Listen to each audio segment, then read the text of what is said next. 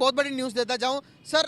तुर्की बरादर मुल्क हम कहते कहते नहीं थकते कि वो हमारा शारक है, उनके साथ रिश्ता क्या ला इलाहा इल्लल्लाह का रिश्ता।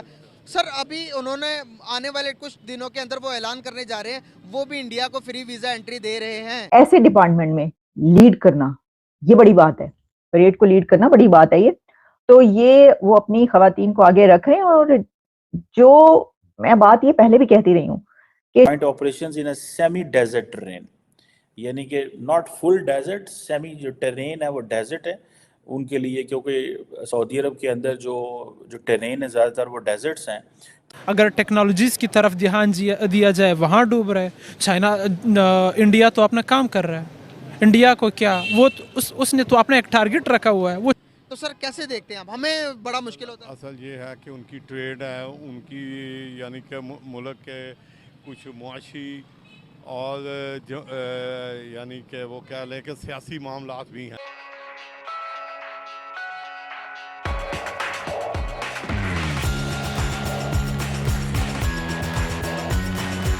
चांद पर पहुंच रहा है। सही बात है। जहाँ पे इकोनॉमिकली जो बात कर रही है आपके, इंडिया जो है चौथे नंबर पर है, वो हमारे साथ ही आज़ाद हुई है, हम उसके साथ आज़ाद हुए हैं। सही बात है। तो सबसे बड़ी वजह यह है कि वहाँ चीटिंग नहीं है, वहाँ करप्शन नहीं है। ये मानते हैं, हाँ बिल्कुल, वहाँ करप्शन नहीं है। अच्छा। इस वजह से जो है वो बढ़ रहे हैं, हम डूब रहे हैं। नहीं, प्रोडक्ट उसकी यूज़ करते हैं, फिल्में उसकी, गाने उसके सुनते हैं, नकलें उनके करते हैं, फैशन शो उसके करते हैं, स्टाइल उसके करते हैं, डिज़ाइन उसके लेते हैं। और भाई सामने कहो ना कि हमें आपसे प्यार है। सही बात। ठीक हो, ये बात है। ये हम हमारे सिर कॉपी भी करते हैं और अप्रिशिएट करने के बजाय नफरत भी करते हैं और फिर इसके बदले में मजाक भी अपना बनवाते हैं।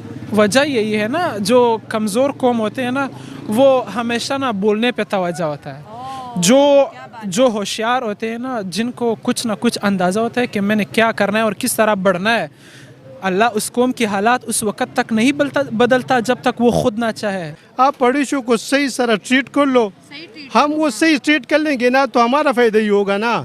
अगर वहाँ से यहाँ पे मसले हो रहे हैं ना, तो ये कोई वेस्टर्न कंट्री आपके लिए नहीं आता कि अब मैं उनको आपके लिए वो ट्रीट करता हूँ। जहाँ ये बात कही जाती थी कि जो पॉपुलेशन है, जो ज्यादा आबादी है, वो एक बड़ा मसला है और बहुत प्रॉब्लम है। तो देखो इंडिया में तो इतनी ज्यादा आबादी है, वो कैसे निकलेंगे? वो तो कभी इससे निकल ही नहीं सकते, उनकी तो तरक्की हो ही नहीं सकती।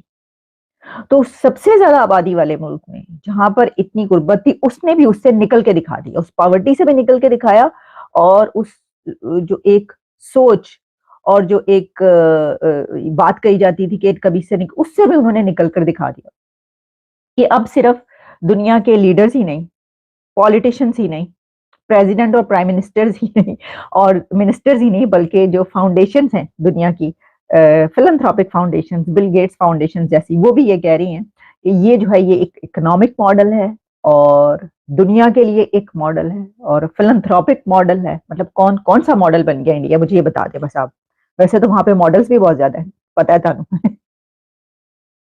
मतलब कि आप बॉलीवुड को तो जानते हैं और फिर उनकी साउथ की जो इंडस्ट्री और फिर मॉडलिंग का मतलब आर्ट, देखिए हम कहाँ से कहाँ निकल गए। आर्ट को अगर आप देखें इंडिया में, उन वहाँ का जो आर्ट है कि मतलब तुसी देख लो, जो पाकिस्तान से हो के सारे जो बड़े, राहत फतेह अली खान साहब जो, जिनकी अभी वो बोतल की कहानी बाहर निकली हुई है, भाई कमाल ही हो गई। मुझे वो याद आ गया, चले मैं बात कर ही लूं। यानी हद होती है एक चीज की।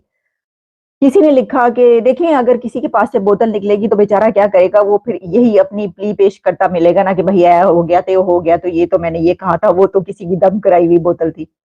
तो मैंने कहा मसला ये नहीं है बोतल का तो मसला ही नहीं है पायल। मसला ये है कि वो अपने एक मुलाजिम को इतनी बेरहमी से वहशियाना तरीके से मारते हुए मिले, जिससे ये पता चलता है कि बीमार जहनियत है। या फिर ये कि मतलब क्या, एक बोतल ही बेचारे ने अगर उठा ली या पकड़ ली, उसको भी पीने का हक है। वो कौन सा गाना है, मुझे पीने का शौक नहीं, पीता हूँ गम भुला दे को, तो हो सकता है उस वो जो मुलाजिम है राहत फतेह अली खान का, उसने इसीलिए उठाई होंगे, मुझे पीने का शौक नहीं, पीता हूँ गम भुला दे। लेकिन जिस वजह से जो बेहतरीन डेमोक्रेसी वहाँ पे है, मईशत उनकी यहाँ बेसिक चीज़ है, मईशत है। हमारी मईशत ही नहीं है, हमारे पास है ही कुछ नहीं है। अब कुछ होने लगा है शुरू, तो देखें आगे क्या बनता है। लेकिन इंडिया जमहूरियत और ये मईशत में बहुत आगे है हमसे। बिल्कुल सही। हाँ जी, सर, बहुत कैसे देखते हैं आपके एक मुल्क दो मुल्क एक ही टाइम में सफर शुरू करते हैं, आज वो कहाँ चले गए हैं? कैसे उन्होंने अपने आप को बूस्टअप किया? तो हमने इकट्ठे किया था, चाइना ने हमसे बाद में किया, बांग्लादेश ने बहुत बाद में किया, वो कहाँ चले गए हैं, हम कहाँ हैं। हाँ जी, सही बात है। बेसिक चीज़ है कि जब तक इकोनॉमिक स्टेबिलिटी नहीं आएगी, और ये जमहूरियत के साथ है। सर, जमहूरी एक सवाल आपसे पूछना चाहूँगा कि आप देखते हैं कि हमारी तरफ मिडिल ईस्ट, हमारा ब्रदर मुल्क के भी जो रिलेशन है वो इतने बेहतर नहीं है। आप देखेंगे इंडिया के साथ बड़े बेहतर रिलेशन है, अफगानिस्तान के रिलेशन, ईरान के रिलेशन, इंडिया ने किसी के साथ भी खराब नहीं की हुई। अफगानिस्तान के साथ हमने जितना अपना मुल्क तबाह कर लिया उनके साथ, उनकी हमायत करके, लेकिन उनके इंडिया प्रेफरेंस उसने किसको दी है? इंडिया को दी है उन्होंने। सर, वो उनका एक जवाब है, वो कहते हैं कि भाई हमें अड्डे तो पाकिस्तान ने दी, इंडिया ने तो नहीं दी। नहीं, हाँ देखे ना, ये बहुत सी चीज़ें हैं, ऐसी चीज़ें हमने अपनी मईशत तबाह कर ली अफगानिस्तान की खातर, लेकिन अफगानिस्तान फिर हमारे सामने करा है। हाँ जी, हमारे बॉर्डरों पर हमारी फौजियों को। दूसरी देखें, मिडल ईस्ट में मेजॉरिटी जो है लेबर जो है इंडिया की है, वो अपना बांग्लादेश की है। लेबर पे कोई काम नहीं रहा सर, उनकी एजुकेशन, उनकी लिटरेसी देखी किधर। मैं वो भी कह रहा हूँ, उन्होंने तरजीह किसको दी हुई है? इंडिया और बांग्लादेश को दी हुई है, हमें नहीं दी हुई।